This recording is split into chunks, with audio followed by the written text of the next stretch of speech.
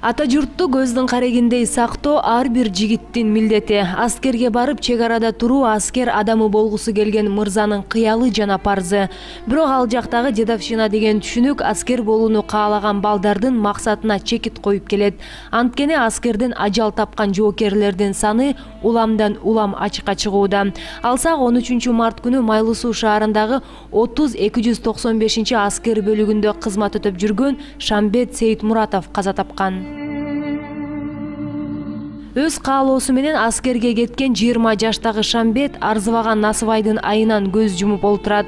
Бул нерсеге ичи ачышып инисин жоктогон маркумдун эжеси Анара Сейитмуратова окуяны мындайча баяндап берди. 2015-жылы 13 март күнү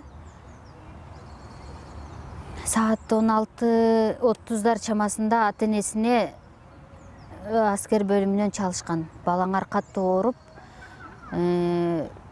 больницага ооруканага түшүп калды деп. Атасы, энеси, анын бир байкеси болуп, үчөө жолго чыгышат. Жолго чыгышып, булар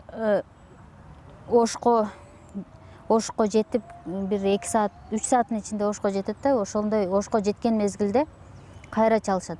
Балаңар каза болду деп, ата-энесине чалышат. Анан алар ата-энеси Жалал Абадка жетип, саат 11-лерде, кечки 11-лерде жетишет.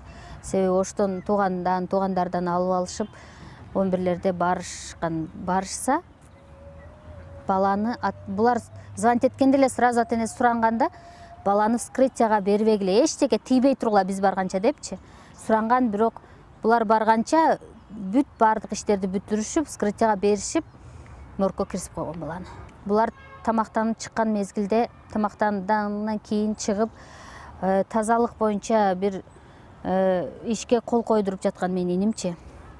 Буга чейин ошол мындан 6 ай мурун барган Усманов Нургазы деген бала бар экен. Ошол бала буларга насыбай таап келгиле деп эме кылышат да, жумшашат. Булар тамактанып чыккандан кийин ошол кол койдуруп аткан мезгилде чакырат. Бул бала менин жанында дагы Улукбек деген досу болот. Ошол экөөнү чакырып, насыбай таап келдиңерби дегенде, булар жок деп жооп беришет. Жок деп жооп беришкенде, тиги жандагы баланы биринчи төшкө урат экен Усманов. Эми бул баары командирдин айтып берүүсү боюнча болуп атат. Төшкө урганда тиги бала эмеси дем алуусу кыйындап эме кылганда, менин иним Шамбет ага жардам берем деп, ага жардам берип атканда, менин инимди ичине уруптур да. Ал ошол жерде эле жыгылган иним. Анан балдар жардам беребиз деп тургузуп, искусственный дыхание бирдемелер кылып жасашып эме кылышса, бир жолу кыйкырып үнү чыккан, ошол боюнча кайра жыгылган, ошол бойдон эсине келген жок да. Балдар санчастка көтөрүп баратканыбызда уже эме болуп калды дейт, оорулушуп, ушундай болуп калды деп жандагы достору ушинтип айтып беришиптир.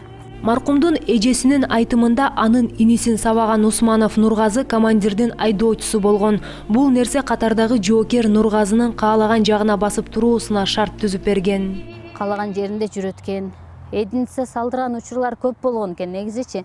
Ата-энесинде бүт номерлер баары фиксироваться этилип турат, ал номерлер керектүү органдарга керек болсо аны да беребиз негизичи. Ал эмелерди ушак катары кабыл алабыз деп прокуратура эме кылбай койду. Шамбет каза болгондо аскер бөлүккө алгач маркумдун ата-энеси эмес, аны сабаган баланын ата-энеси чакырылат.